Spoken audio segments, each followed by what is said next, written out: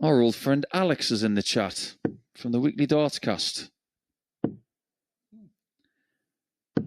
44. Needless to say, he said Jamie Robinson. We've said it once. We've said it twice.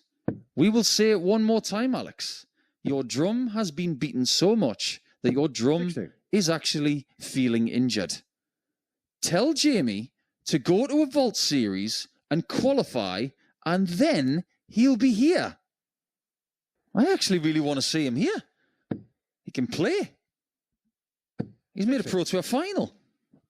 But if you want to see him here, Alex, tell him to go and qualify. And if he qualifies, gets here and is successful, that's even sweeter, isn't it? Hello and welcome to a new episode of the Weekly Dartscast in association with Darts Corner. I'm Alex Moss, the Astley Bridge Legion Social Club Darts Open quarter finalist. I'm still celebrating that, by the way. And joining me as always is the Darts Driver King, the Darts statistician, Burton DeWitt. How are you doing?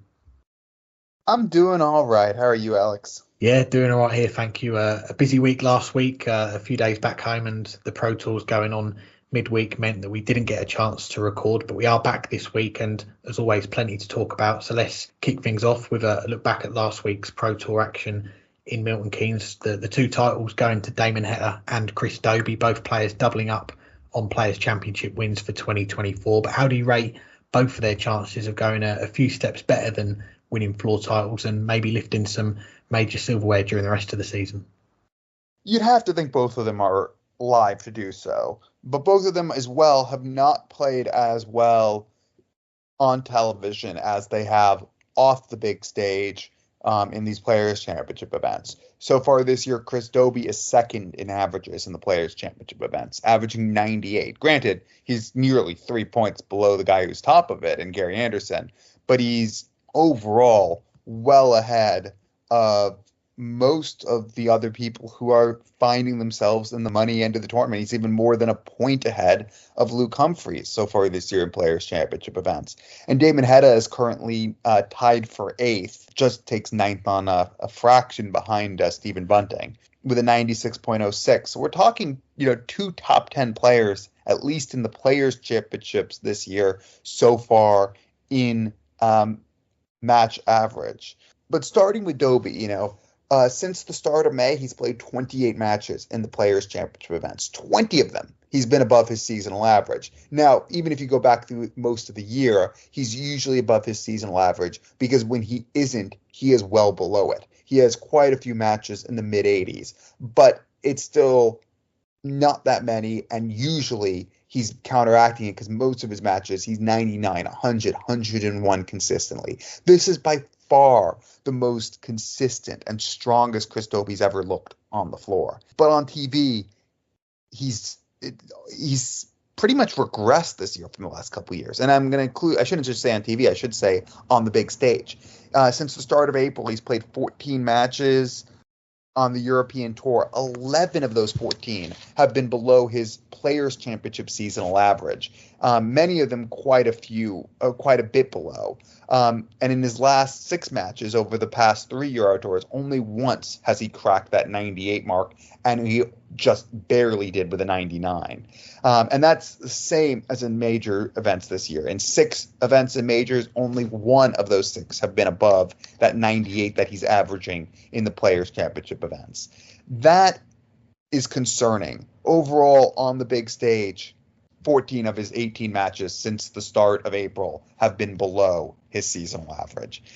He needs to bring that floor game to the television stage if he's going to lift another major. But he's definitely good enough, and he's had the experience. As far as Damon Heta is concerned, he's definitely moving in the right direction, both on the floor and on the stage. Yeah, okay, it was disappointing in the World Series events. He didn't hit his best in either Australia or New Zealand, but that's about it. That's been in the wrong direction recently. 7 of the 9 matches this past week, I guess 2 weeks ago now, in the Players' Championships were above his seasonal average. In the last Euro Tour back at the end of June in Leverkusen, he was absolutely brilliant through his first 3 matches. Okay, he dropped a little bit in the next match, but it doesn't take away that he was one of the best, if not the best player over the course of that weekend.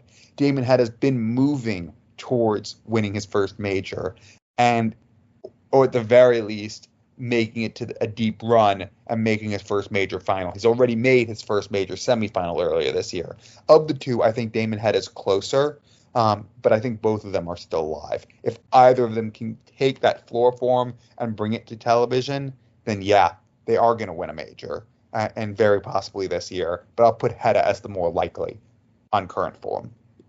Yeah, I'm with you. I think they are both live contenders. I wouldn't have them in my top 4 or 5 picks if I had to pick out 4 or 5 names that could go on and win a World Grand Prix or a Grand Slam or the World Championship during the coming months. But I'd definitely have them both in that next rung of players. I'm talking around that 6 to 10 bracket, because they're 2 players who won last week. And right now, in terms of the rankings, which is over a much longer period of time, 2 years, it's the highest they've both been so far in the PDC. You've got Damon Heta, who's up to number 9. He's been around the 8 to 10 mark for a while now. Chris Dobey, for some time, he was on the verge of the top 16. He's now at number 13, so he's become established in that top 16. And if you ask both of them, they're looking higher. They're not looking below anymore. They want to get further up, and they believe that there's more spots for them to climb the ladder in terms of rankings. And a major event, a lot of them are ranking events. If you can go and pick one of them up, that is going to help you climb the rankings a lot quicker. You would expect them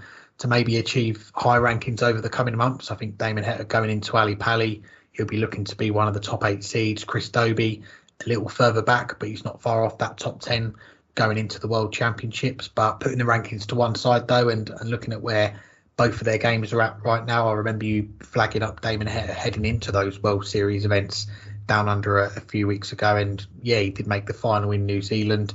Didn't perform at his best over the 2 weeks, but 4 days later from that final in New Zealand, he was in Milton Keynes, where we saw a few of the players that made that trip skip these events. He was there and he went through the field. He won the title, and the best game at the end, he saved till last. At the end of the day, a 106 average in the final, and that 106 average, the same that he averaged against Luke Littler at the UK Open, many people's match of the year so far for this year. And we know he can reach those levels on the floor and on the stage. Chris Dobey, he's won a singles major before. He's crossed that line, but since then, not gone past the quarterfinals, although he has had a lot of quarterfinals. But winning these titles on the floor, yeah, it's not a guarantee for future major success. There's a lot of players we've seen this year that have won floor titles, which shows the strength in depth, but it can't hurt the confidence, can it? So you went with Damon Heta.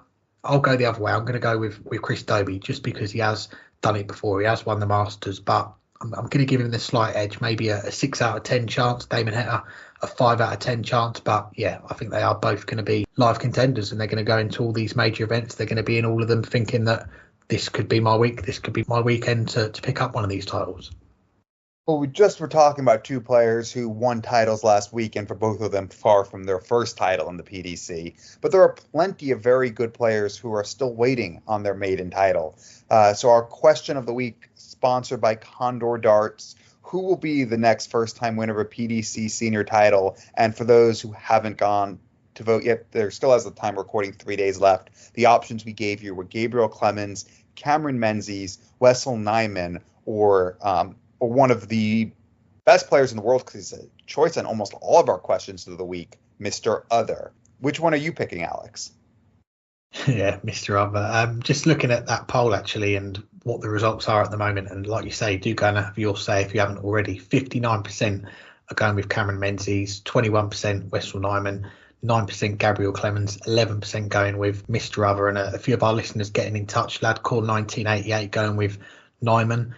Frank Carlos 345, the way he's playing at the moment, I'd go for Menzies. And I'll just touch on the first time winners, because some that we've already had this year may be slightly more surprising than others. Luke Littler, who saw that one coming, but also Alan Suter and Mike DeDecker on the floor. We've also had Martin Schindler. Some of them, yeah, they have been knocking on the door for a while, like Martin Schindler. We felt that it was a matter of time before he was going to pick one up, and I kind of get that vibe now with Cameron Menzies. He looks to be on the cusp of crossing that line next and winning a title in the senior ranks in the PDC. And we've seen in the past some brilliant stuff from Cammy, but I'd argue this spell from July onwards is some of the most consistently excellent performances of his time so far on the tour. Just looking at the last 7 Players Championship events. He's had a last 32, a semi-final, a last 16, 2 quarterfinals, and then last week in Milton Keynes, a semi-final and a final. And both the games he's lost with 100 average, and the semi-final to Damon Heta,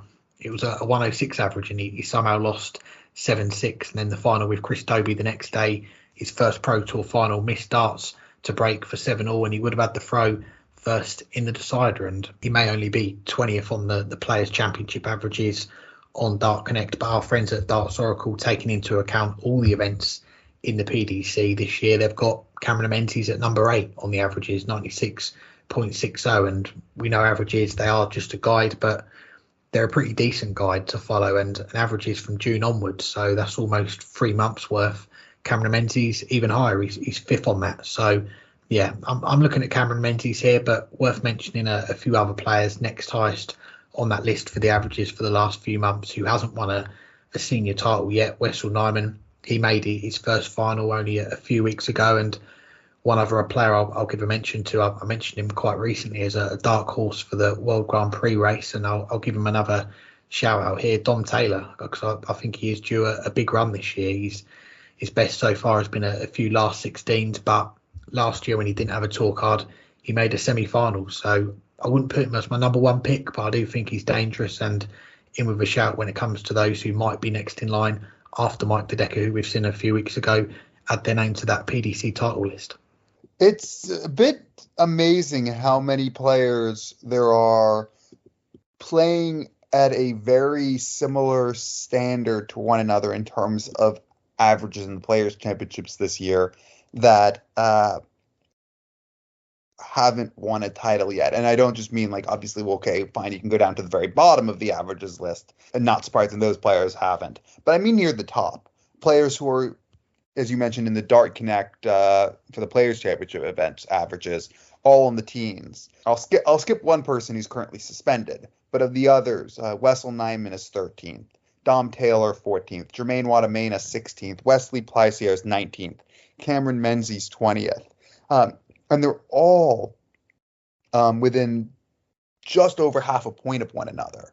Nyman, I said 13th, 95.61. Cam Menzies, 20th, 94.96. That's really not that much of a difference.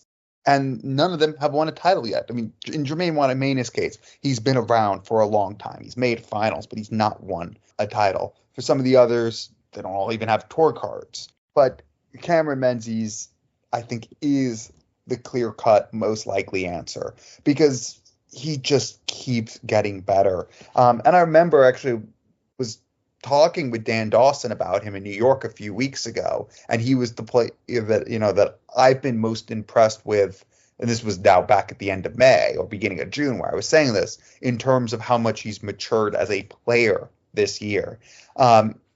And that was now nearly 3 months ago. He is nothing like he was then. He is even better. He is even more mature. He is even more mentally strong. And look at how it's showed. 5 consecutive matches over the ton on the first day there, including that loss to Damon Heta, the guy who went on to win the title. He was averaging over a ton in 4 of his 7 matches the following day, including the final, where he lost, you mentioned, to Chris Dobey, missing a chance to force a last leg decider, but still playing another really good match. And that means across 13 matches, he was over the ton in 9 of them. The last 3 events, he's lost to the eventual winner. Going back the previous one, event 17, he lost to Josh Rock. And fine, he didn't lose to the eventual winner 4 events ago now. I mean, it was terrible. He lost to some guy named Luke Humphreys. Who the hell is that? But that means in the last 4 events, he's lost out to 3 guys who went on to win the event, and he lost out to the world champion and world number 1. Boy, is he playing some good darts. Boy, is he playing like a champion. And eventually, I think that title is going to come. And by eventually, I mean soon. And it very well could be in one of the televised events. There are a lot of players that you can make a case for. Wesley Pleisier not being on the list, unless that is what you mean by other. It surprises me a bit. I would put him in ahead of Gabriel Clemens right now. I might even put him in ahead of Wessel Nyman right now, but I think both of them are a valid point to make. But Cameron Menzies looks a world-class player every time he goes onto the oche now. That's not the Cameron Menzies of old. It is the Cameron Menzies of now, and very likely it's the Cameron Menzies of tomorrow, because he is a superstar, and he's now finally learning and realizing it. That was our look back at the Pro Tour last week. When we come back, we're going to be looking ahead to what's to come for the rest of 2024. But before we do, let's bring in our first guest on this week's show. He is a guest from episode 1, and he is through to the finals night of the Champions Week at the MODUS Super Series this weekend. Here's our chat with Connor Scutt. I'm pleased to say we're joined by the new leader on the Challenge Tour, Connor Scutt. Thanks for the time again, Connor. How are you doing? I'm all good. Thank you very much for having me yet again. Always a pleasure to have you on, and the last time we had you on just a few months ago after you won the Denmark Open, but lots has happened since then. Let's just touch on the weekend just gone. A title and a final. It's put you top of the Challenge Tour. That must be a good feeling to see your name at the top of the list with one weekend to go. Yeah, it's a very nice feeling, to be fair. I think I started that weekend 4th, I think. So to climb up to first, I knew I had to win at least one and get some ranking points in the others. So I think I've done quite well. Well, we'll come back to the Challenge Tour later, but as we said, plenty to catch up on. You've been a busy man on the board, playing the WDF, Challenge Tour, Pro Tour, MODUS. This current stretch you're on, you've just had the 3 days on the Challenge Tour. You've got 2 days of Pro Tours this week, then the Champions Week in the Super Series next week. So how do you keep yourself as fresh and ready for each event? Learn how to take a rest would be the main thing. So you don't get too tired and things like that. Like I normally practice an awful lot, so I just try and take as many rests as possible now. So we're talking on this Monday then. You've just had the 3 days on the Challenge Tour. Have you picked your darts up today at all? No, I haven't touched them today. I think that would be very unwise, as I have thrown an awful lot for the last few days. You certainly have. Well, we spoke about it last time when you lost your card at the end of last year and you missed out on Q School at getting it back. There's still lots of other avenues to play darts on this year. So how much do you feel like you've benefited from all the extra game time you've had so far in 2024? I wouldn't say the extra game time's benefited me as much as finding a setup I'm sort of comfortable with, like the Condor 120s that I'm using now. They're working extremely well for me, having a lot less darts on the floor. Still having a couple, but I think that's just because of my throw. Obviously married now, which is amazing, which makes me even more settled. And obviously when you're happy in your personal life, you do play a lot better, and I think that's sort of what's going on at the minute. I'd say it's less about the game time and more I'm sort of growing into a more experienced player. Well, it's good to see, and we'll come on to some of your recent achievements in a moment, but we've got to mention your manager Brian Wybrow. He played Roger Skaner, Dave Chisnell's manager, on the stream at the Swiss Open. Roger took out a 130 finish, but your manager Brian hit a 180 and won the game. You said it's got to boost his chances for our Manager of the Year award. Did you watch the game itself live, or when you saw it afterwards, what was your reaction? I was there at the was it the Swedish Open or the Swiss Open? The Swiss Open, yeah. Same sort of thing. I was there watching it live, and I lived every dart with him and tried to relax him, as I know he's I think that's the first time he's ever played on a stream, so it was a bit of a new experience for him. I was glad to see he hit a 180 though and won it. Yeah, great result. And we know Roger's played before. What's Brian's background in darts? Does he play very often? Has he played before? Brian used to play on the PDC circuit, which not a lot of people know. Has played Super League lots of times. He's been around the game for a very, very long time, and if he hasn't done it, he knows something about it, which is very good. It's a very good thing to have in your corner. Wow, definitely is. Well, let's get back to you then. And a week after Brian's heroics in Switzerland, you were back making the headlines, this time at the British Pentathlon, hitting 4 180s in a row in a leg of 1001 and going on to win the title. Talk to us about that win.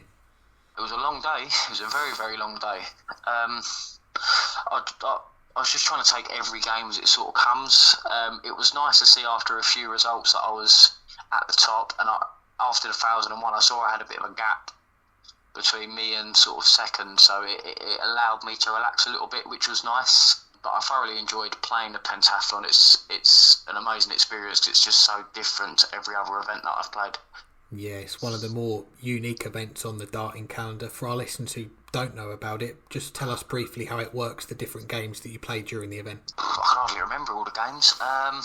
So you play everybody in best of 2 legs, so it can finish 1-0 or 2-0. You play everybody in the room at that, and then there's special games. So there's things like round the clock, on doubles. There's Shanghai, half it, and then bonus games of like 1001 and 2001, which the 1001 I've done quite well in. Yeah, you come out on top, and just a few days after that, you're winning another title. This time, your first one in the PDC on the Challenge Tour. I was looking earlier, 99.44 tournament average, one of the most impressive runs we've seen on the Challenge Tour. What did that win mean to you? It meant a lot because obviously I've dabbled in the Challenge Tour for I think I played my first Challenge Tours when I was 20, so it's 8 years ago now. So I've been to Challenge Tours and things quite a lot in the past. So it was nice to have some success finally after 8 years. It was nice to finally be a PDC title winner. And one person who's probably been following you for most of those 8 years, our colleague, your friend Matthew Kiernan, he calls you Uncle Connor now that he's a parent. He posted a video of his reactions following the final on Dart Connect. I'm guessing you've seen that video as well. I take great pleasure in watching those videos. They do make me chuckle. They do, but it's nice to have someone like that on your side. Obviously, I've known Matt for a lot of years. He actually got me my first ever equipment sponsorship with Unicorn all those years ago. He created the video, so I'm very grateful for him for everything that he's done. When we last spoke, we were talking about you qualifying for Lakeside after winning the Denmark Open, but we also said there was still 3 weekends of the Challenge Tour left. You weren't far off second spot. That first title put you right in the mix going into this past weekend. So how are you feeling heading to Milton Keynes last week? I feel really comfortable now. I still in the days at the Challenge Tour that I've just had, I still made a few mistakes here and there, but I worked really hard to try and put them right. Like I think on the first day I've missed a few chances, made it right in the second event. Then the first event the next day, missed a few chances, then put it right in the second event with a quarter-final, I think it was, and making the final on the last day. I would have liked to have won the final on the last day because I did put in some good performances on that day. I didn't think it was too far out of the realms of possibility, but I suppose can't moan at being a runner-up too much. Certainly not. Well, it was an exciting week for us to follow because you had you going top on Friday, Wesley Placier going top on Saturday, and then your run to the final on Sunday, you just mentioned, has put you back top by the slimmest of margins, just £50 between you and Wesley. The last few years it's been fairly one-sided, the race for top spot in the Challenge Tour, but as someone who's involved in that race, what's it like?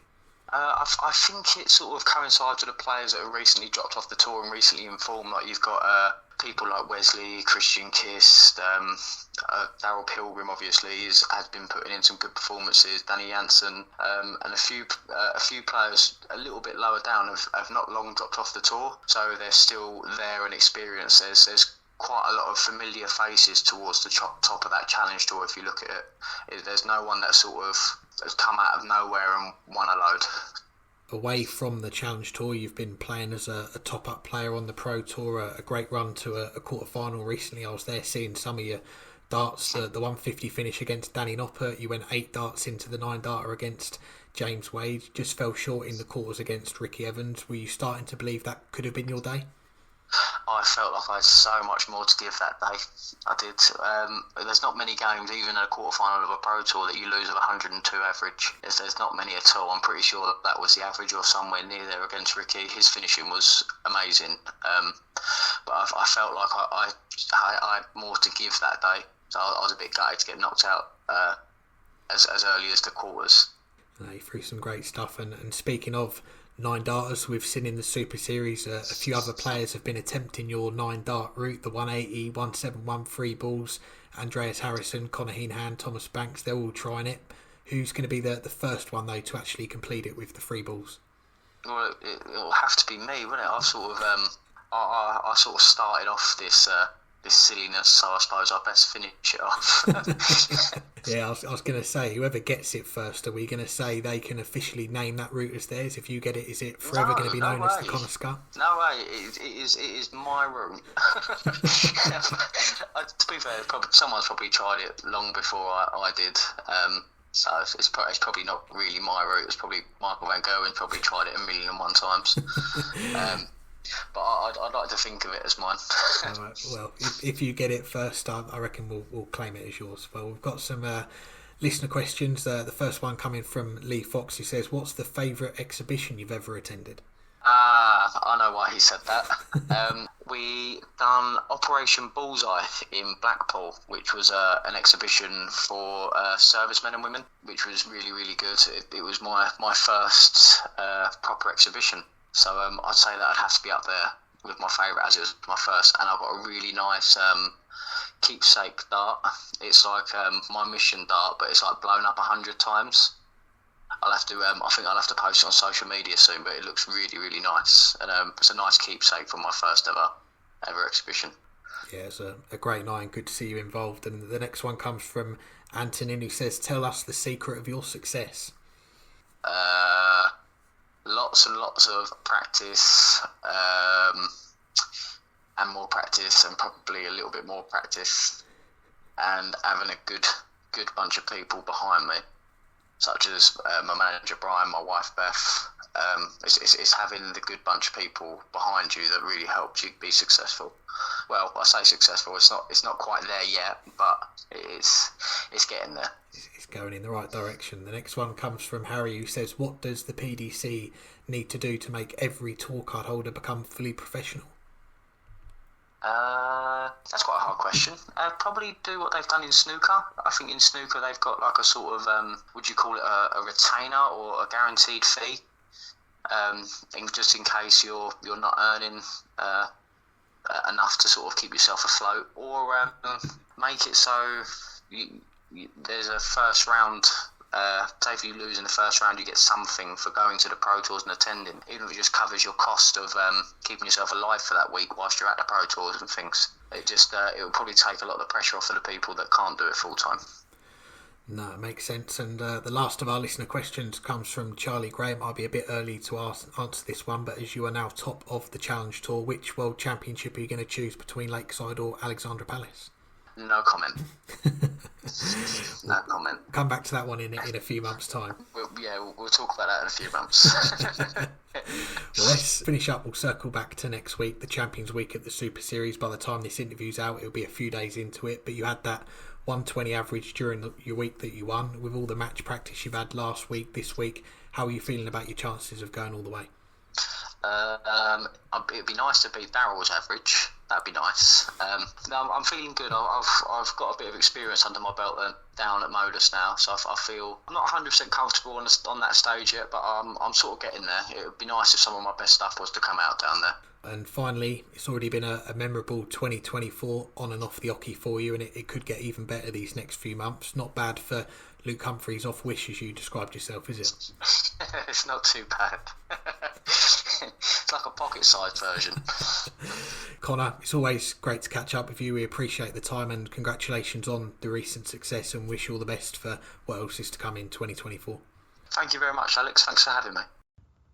Thanks again to Connor for joining us. Now, looking ahead, September is almost upon us, and it is the peak darts season. So what are you most looking forward to darts-wise in the final third of the year? I mean, I think it's the same as everyone else. Players' Championships 19 and 20. 20 and 21, I should say. I'm looking forward to playing a tournament of my own in a couple weeks. Looking forward to just having a throw. What else would you be excited for in September, October, November, and especially in December? No, I'm kidding, obviously. This is, the best time of the year. Sexy September. I don't remember what October is, but just every weekend, for the next month, pretty much, is a Euro Tour or a television event. Then it becomes basically a television event every weekend, and then it becomes a television event nonstop with the Grand Slam, and then in mid-December with the World Championships. Not to mention the Lakeside. It's I mean, I'd like to see if Steve Beaton can finish, assuming he does go through with his retirement, if he can do enough to get to the World Championships, and then beyond that, if he can do enough as well to get to the Players' Championship Finals. He's only in one Euro Tour. That's the Euro Tour coming up this weekend, but it's a big, critical opportunity for him as he tries to figure out his way into the field. Also, as well, Mensa Sulovic, one of my favorite players, says next year is his last year, but he needs to save his tour card first. Big weekend in the Euro Tour as well coming up. But I'm also, I want to see how those players we just talked about do. I want to see whether Cameron Menzies can win that title, because right now he looks like one of the best players in the world. I want to see how a player like Luke Littler handles having a televised event, a different televised event, and a different chance to win a major each week, how he adjusts to that. There's a lot of pressure over the next few months for players both at the top and at the bottom of the rankings. And I'm just excited more than anything to see darts and high-quality darts that matter every weekend. Getting up at 6 in the morning and turning on the Euro Tour, 7 in the morning and turning on whatever major it is. I'm looking forward to that. I'll just have to make sure I go to bed early enough on Friday night that I'm not too groggy as I watch. But we'll just have to hang tight and see how it goes.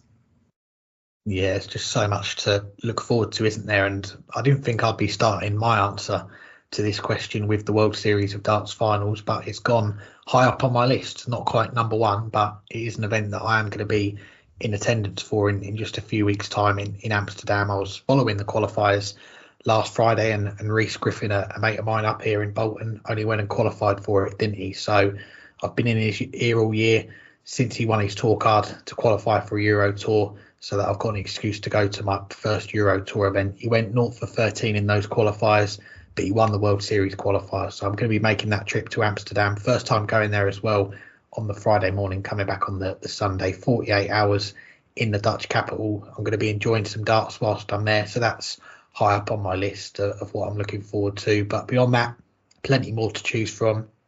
We are coming into that business end of the season, the busiest time of the year.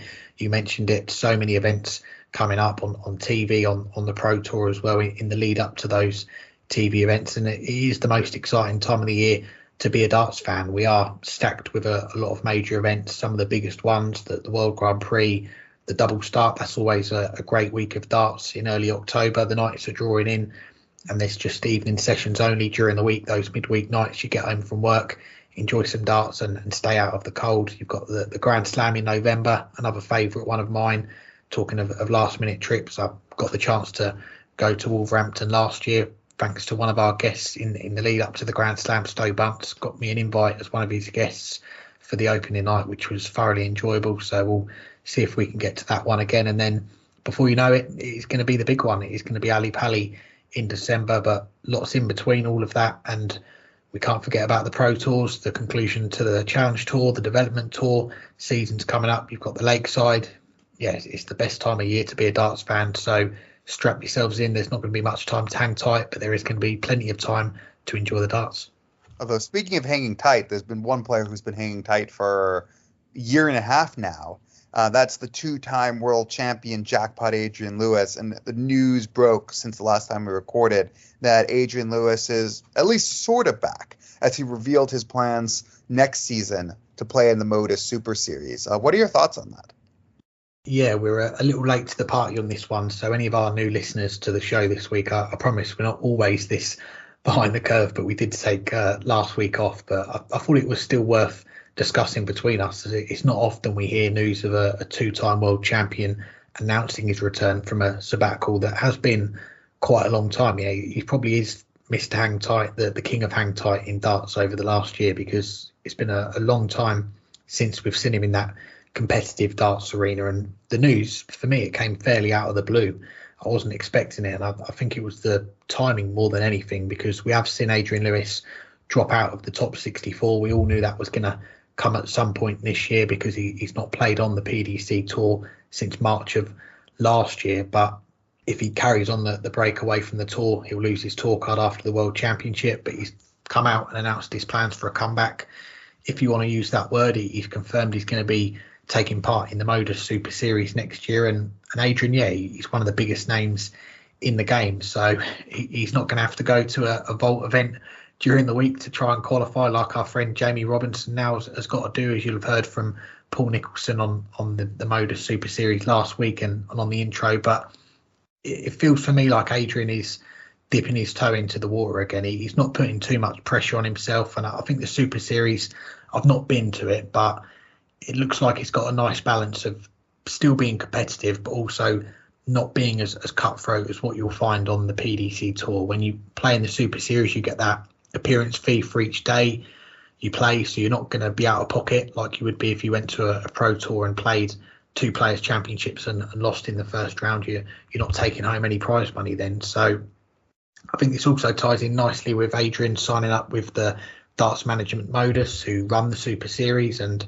we know with MODUS they look after some of the top names already: Michael Van Gerwen, Luke Humphreys, Fallon Sherrick, and so on. So they've got a proven track record of working with these big names. So I think Adrian is in good hands there, and I don't think they're going to be forcing him to play in anything that he doesn't want to. They've got the Super Series, but they also run a lot of exhibitions under the MODUS banner. So he's not going to be short of opportunities to play in those as well. And I think this could go one of two ways for Adrian Lewis. He's either going to play the Super Series next year, get that competitive hunger back and say, right, I want to give it one more go on the tour, go to Q School in 2026, try and get back on the tour, or he's going to play the Super Series, take on more exhibition and go, you know what, I'm happy with this going forward. I've got some competitive darts with the Super Series in a less pressurised environment. I'm doing well out of it with the exhibitions. That could be the route we see him go down. And Adrian, he turns 40 next year, which is still young in darts terms, but he has spent the best part of 20 years now on the tour. So if he never comes back to the PDC, I think for us as fans, we'll always wonder what if he did carry on. But I think as long as Adrian's happy, healthy, that's the most important thing at the end of the day. Yeah, I agree. And we don't talk about it that often on this show. I know we have a few times, but the mental health and the emotional health side of professional sports. And Adrian Lewis, he broke through when he was young, and he's been near the top of the game for close to 2 decades now, dating back to his very early 20s. And that's a long time to have to put up with the stress and stressors of competing against the very best athletes at the top of your game. And we're seeing players learn how, especially the best players who can afford to take time off as the calendar gets more filled, figure out the best way to keep themselves there. But we've seen plenty of players over decades who have reached the pinnacle and then fallen apart and never recovered. And we're seeing some of those players right now who are about to fall off the tour. I've already mentioned Mensur Suljovic on this show, but he's not the only one. And you drop down the rankings, you lose your confidence, you lose your motivation, you lose your love for the game as you keep losing matches to people who a couple years earlier you were going to beat 90% of the time, or at least 70% of the time. And for Adrian Lewis, stepping back seemed like the right thing. He says he's rejuvenated. He says he's re-energized. More importantly, he says he loves darts again. And that's a very important first step, because there are plenty of players who never fall in love with the game again, or at least never fall in love with throwing darts again.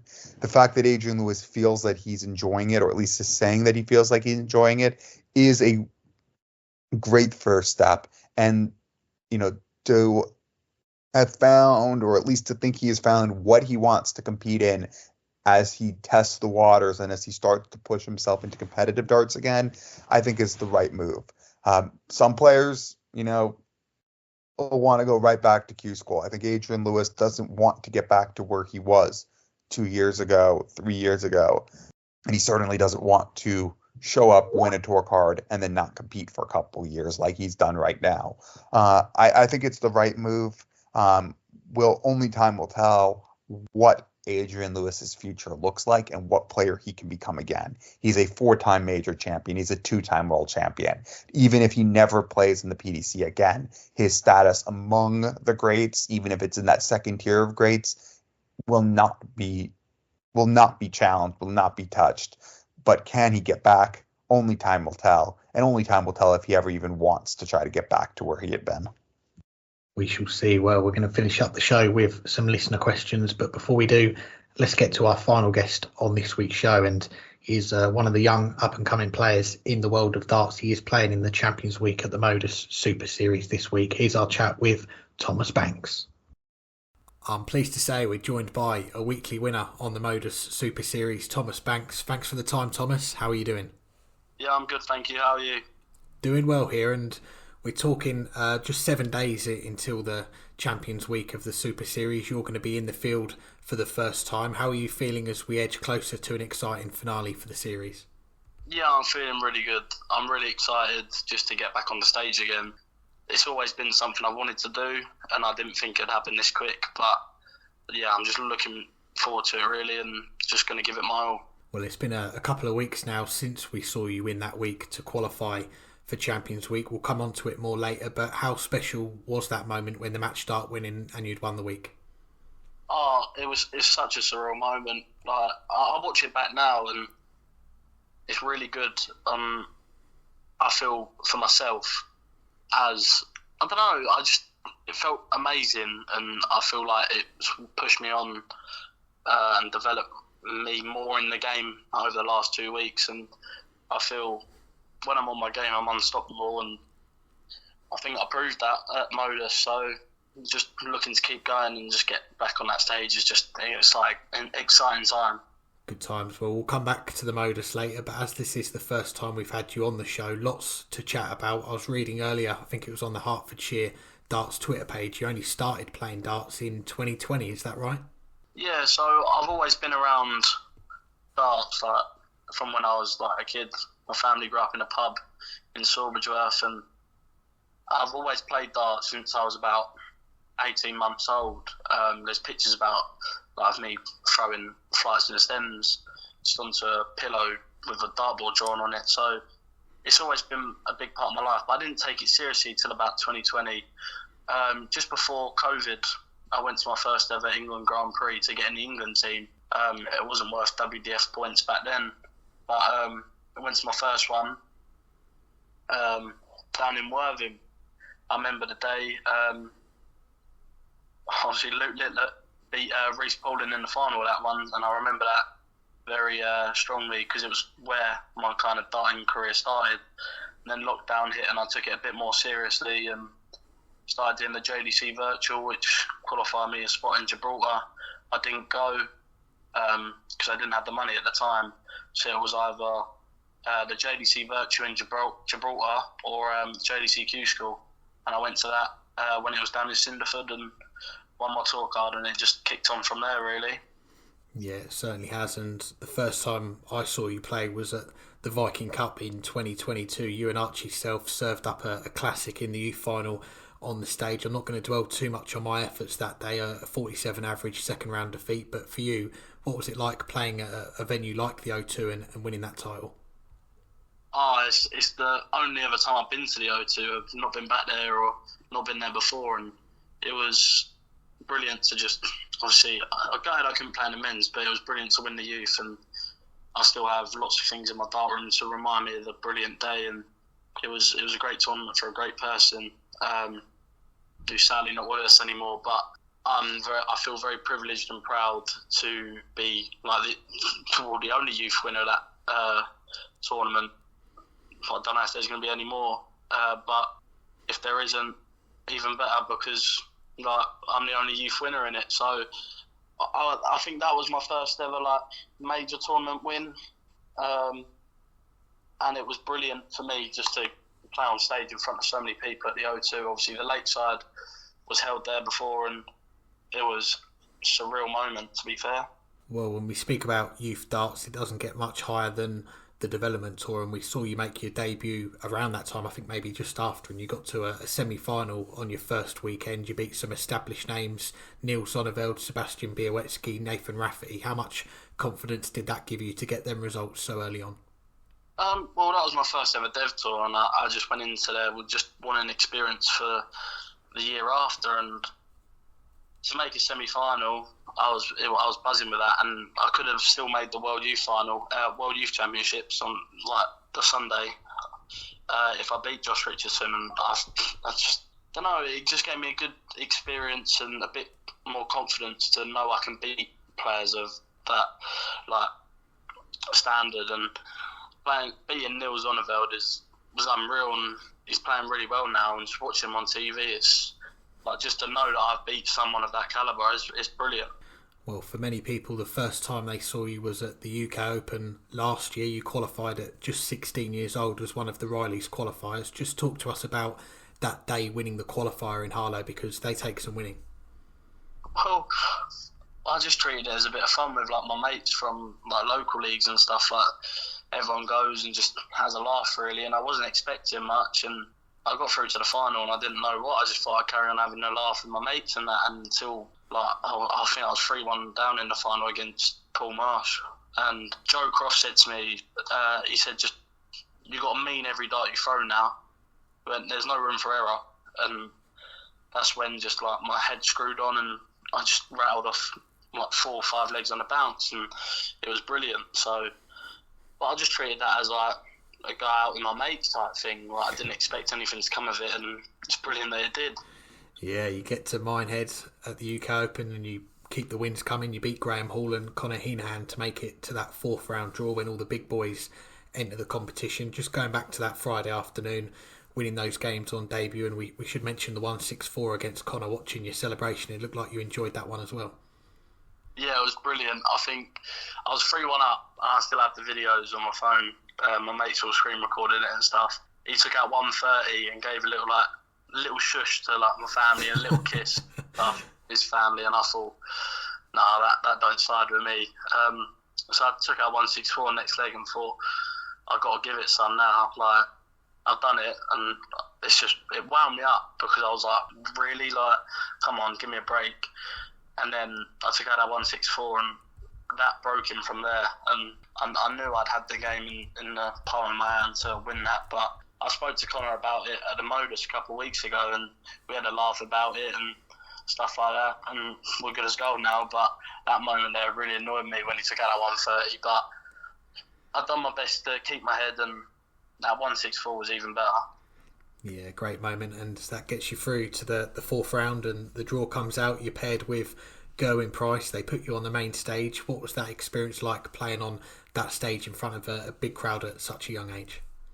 Well, it was brilliant, to say the least. Like, honestly, it was one of the best experiences, if not the best experience of my life so far. But what made it even more special was my mum and my dad were both there, and even like my cousin and my uncle and auntie were there.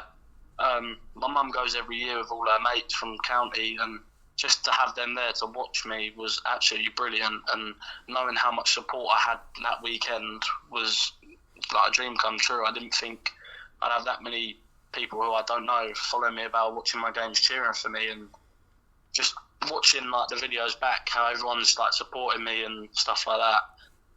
And it was just really surreal to think that I was a professional for one weekend. Like it's unbelievable to think about it. And I still walk down like my local like street and whatever, and everyone, like, people come up to me and say, how's your darts going, from that moment. And it's really lifted my confidence and probably like my head to know that people know who I am now, and I'm gonna have to be sensible and do my best everywhere I go.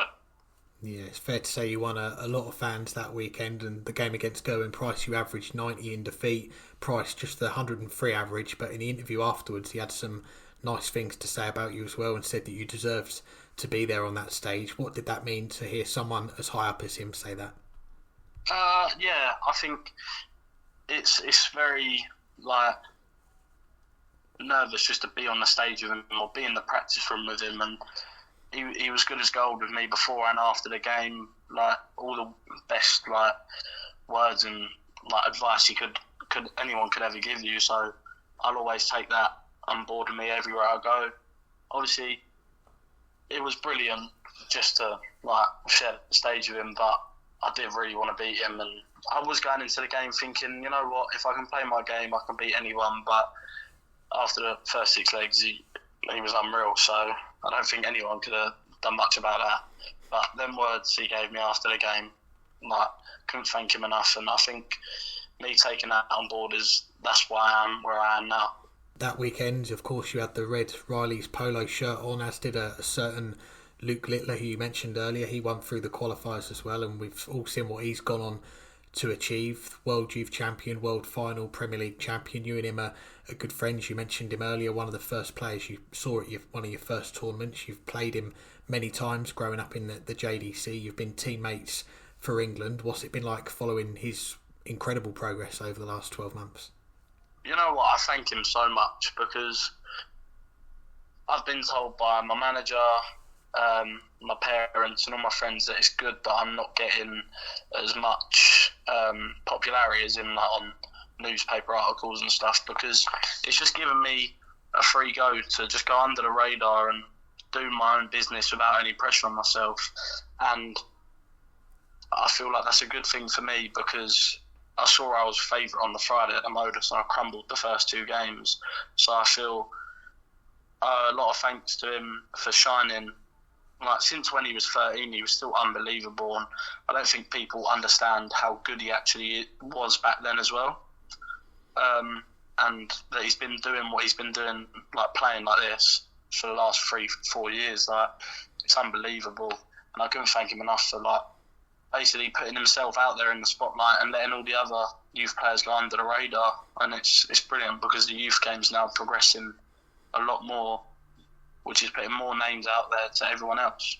Yes, it's good to see. And you mentioned about going under the radar there. When you won your week at the Super Series, you got asked about the comparisons between you and Luke, and you said, bring it on. Obviously, Luke's ripped up the script on what players your age can do. So is it hard for you and other players at your age to keep yourselves grounded and not compare yourself to what he's done?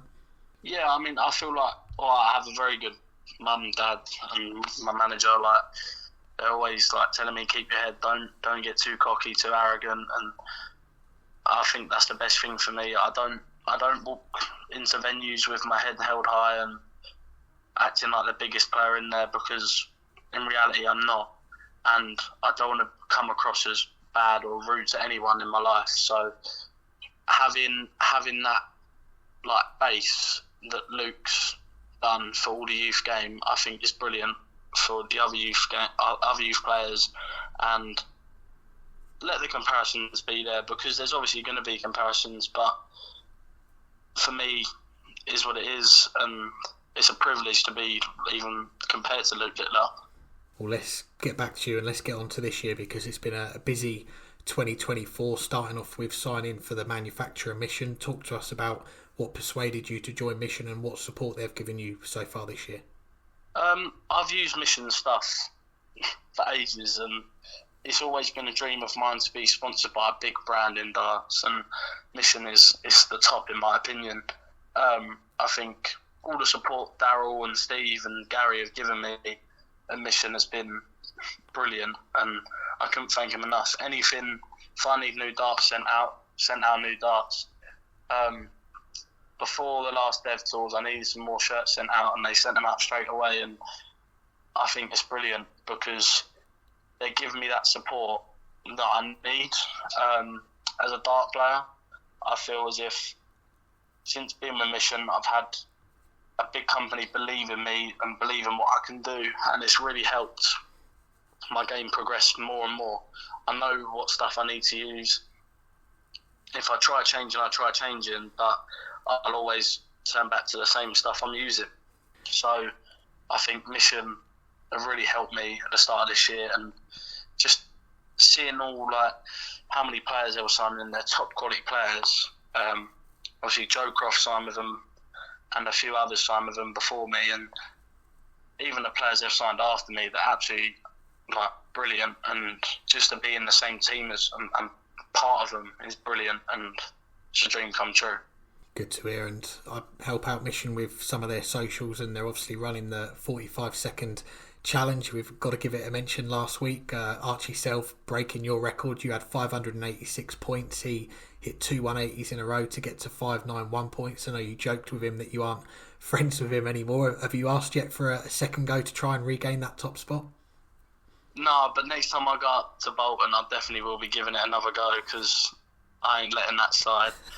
Archie's a great player, but when he hit that, I was gutted, because I just wanted to be the one topping the leaderboard for the rest of the year. And fair play to him, he was brilliant that day and in the 45-second challenge. And I think he's got a long way to go in darts, and he definitely will be up there. But I want that top spot back. Yeah, we want to see someone break 600. It could be you next time you're up here. Well, let's circle back to the Super Series before we let you go, and winning the week to qualify for Champions Week. You were celebrating with Simon Adams, the hand celebration, and then your dad Paul coming up on stage as well. Great scenes that I'm guessing you're not going to forget. No, I'll never forget that day. I watch it back now, and I'm still in disbelief. I didn't think I'd have the bottle to do it, and just seeing that double 10 go in was absolutely mesmerising.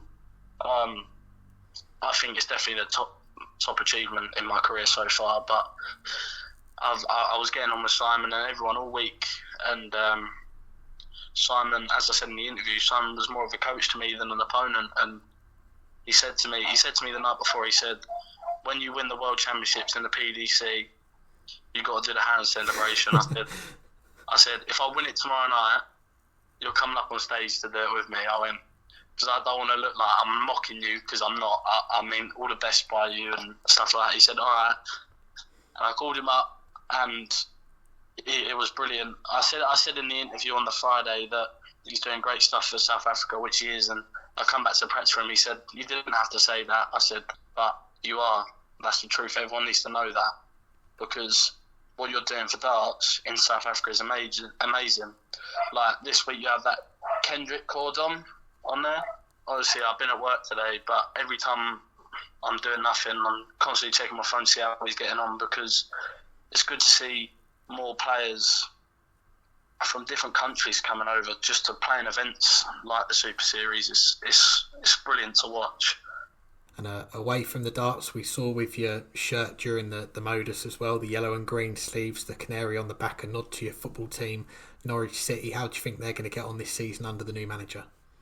I like to think we'll do well, but start of the season hasn't gone very well. You know what, we got a good team at Norwich, and I think the signings we've made has been good, but we couldn't let go of Sarah, and obviously Johnny Rose on his way out, so that's a bit gutting. But I'll always stick with Norwich, but I see where they go this season. I do hope they get into the playoffs, but I don't think automatic promotion's up there. I'm a Colchester fan. It's another team, Ipswich Town. They're leading the way for East Anglia back in the Premier League. Are they coming straight back down though? You know what? I actually don't think they will. I think they'll stay up. The signings they've made are outrageous, and I think their team is definitely capable of staying up and being a mid-table side. But especially with Kieran McKenna, I have a laugh with James Richardson about it, and he's like, do you actually reckon we'll come back down? No, I reckon you'll stay up. So hopefully we'll go up and we'll have a Premier League East Anglian derby, but I can't see them coming down. Well, that's generous of you to say, and we'll finish up back with you. You're 18 in September, a very bright future in the game ahead, but what are the goals for the rest of this year, and then I'm guessing more long term? Is it to be a full-time pro in the PDC and see how far you can go? Well, back into this year, I just want to do well and obviously get to the Global Championship final and see what I can do. I just want to pick up as many tournament wins as I can, whether that's WDF or MODUS or PDC, just try my best in everything I play in. And I think my goal in darts is just to be the best I can be. Look, some days it goes, some days it don't, and I feel like my consistency is there, but every now and then there's a slip up. So if if I'm going to be, I don't know what I'll be. If I'm going to be WDF World number 1, and that's the best I can go, that'll do for me. If I'm in the top 32 of the PDC and that's the best I can go, that'll do for me. So just trying to get as high into the game as possible through anything really. So just got to see what happens in the future. Well, we're looking forward to finding out what happens, Thomas. It's a pleasure to have you on the show. We appreciate the time. Wish you all the best for Champions Week next week and what else is to come in 2024 as well. Thank you very much. Thanks again to Thomas for joining us, and we'll finish up the show with the mailbag. We've got 2 questions. The first one comes from Big G180, who says, is there a deeper gambling problem in darts after some players being banned for betting and supposed match fixing? Is Leighton Bennett just the tip of the iceberg with things like MODUS and smaller tours around? There's probably a good chance that there are, on the lower end, more players doing it than we are aware of, as sport betting has proliferated not just at the highest level but down into pretty much anything that you can competitively find a score for. I mean, I don't follow the second, third, and fourth tours of tennis, but I know they're out there, and I know every year there are plenty of players who are caught in gambling rings, and I have also heard like it's pretty obvious at the lower levels when a player might be involved in something. But it's really hard to police, especially because it's really hard to tell whether someone is just, did they just throw a bad dart or did they intentionally throw a bad dart? And unless you can find some abnormalities in betting patterns, plus enough out of characteristic shots, all you can do is have suspicions. That said, as statistical analysis improves, right now it's great at the PDC level, less at the lower level, there would be ways to determine this. There could be ways to look if something is just statistically too much of an outsider. But it's right now you can really just have suspicions. I do think there probably are problems, but it's impossible to know exactly where. Yeah, and we should say as well, disclaimer, Leighton, he has been suspended from all DRA governed events, which includes the PDC, but the case, it has also been referred to the DRA disciplinary committee where a formal hearing is going to take place. And at the moment, time of recording, we've not heard anything from Leighton since this news come out. So we don't know if he's going to plead his innocence or he's going to say he was guilty. That remains to be seen. But just on this, there was a few things that I wanted to talk about, and one of them was when the news broke that the time between the matches that were mentioned in the MODUS last September and the announcement from the DRA, it was almost exactly 12 months, and that for me seems a heck of a long time since those games, when we've seen Leighton win his tour card, play on the tour pretty much all of this year until he was suspended. If that's been hanging over his head during all that time, I just wonder why it's taken so long for the DRA to come to their verdict. And yeah, I don't know if that's fairly common practice compared to other sports, but for me it just felt like it was too long of a process, and it's going to be dragged out further with that disciplinary committee and the formal hearing that's still to come. And my other thought as well was Leighton's age. He's only 18 years old, turns 19 in December, so he's still got plenty of time to clean up his reputation if he is found guilty in the end. And the shining example he can look at is Wessel Nyman. He was banned for 5 years for match fixing. Half of that was suspended, returned last year.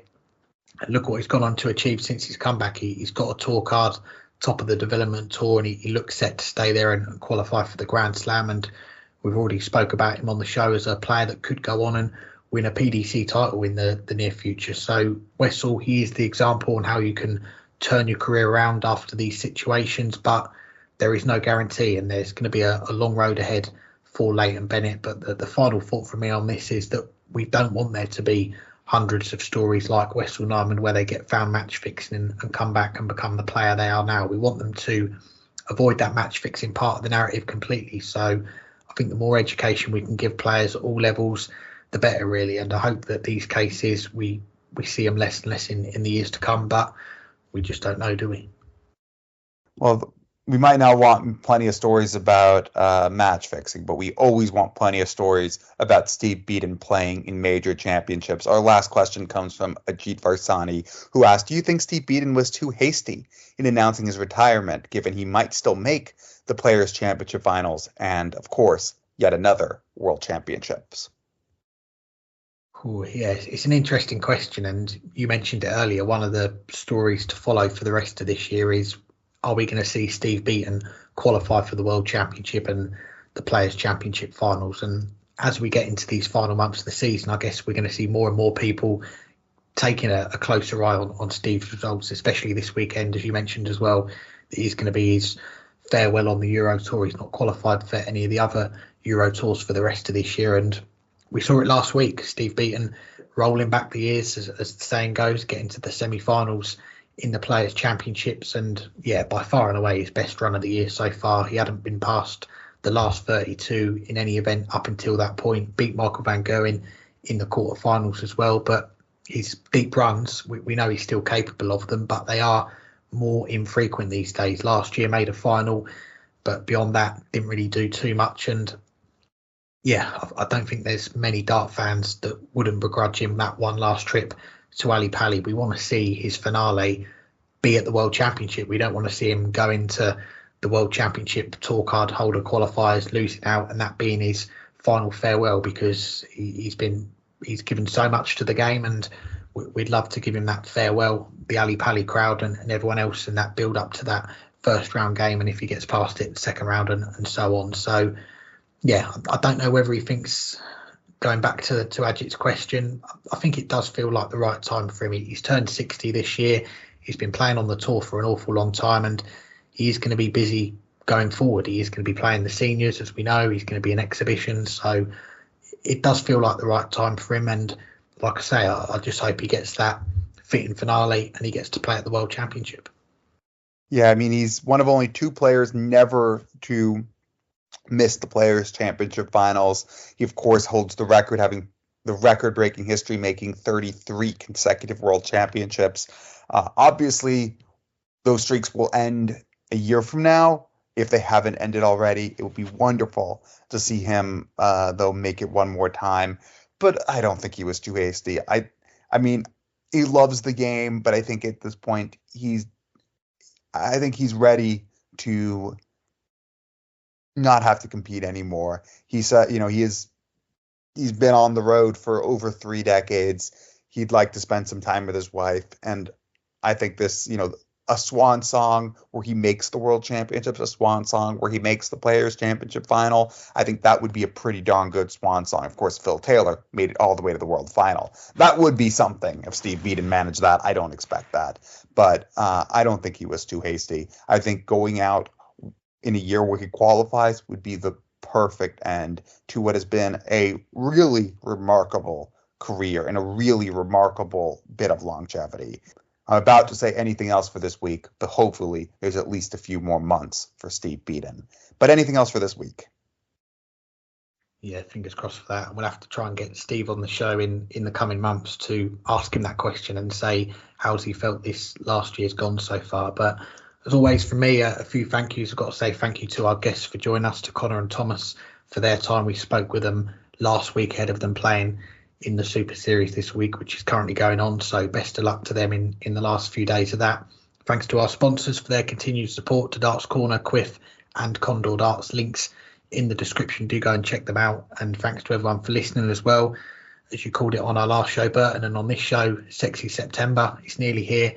Lots to look forward to, and as I mentioned, I'm going to be heading to the World Series in Amsterdam. So if there's any of our Dutch listeners or any of our listeners that have been before, let me know some recommendations, places to go. I've always wanted to visit, so I'm looking forward to it. But until then, only one thing to do, and that is to enjoy the darts. Yeah, I'm not even going to say mine because I'll say it because it's not Sexy September quite yet, unless you're listening a couple days after we record. So you have to hang tight just a little bit now. Just a little bit. But I'll be the last hanging tight for quite some time.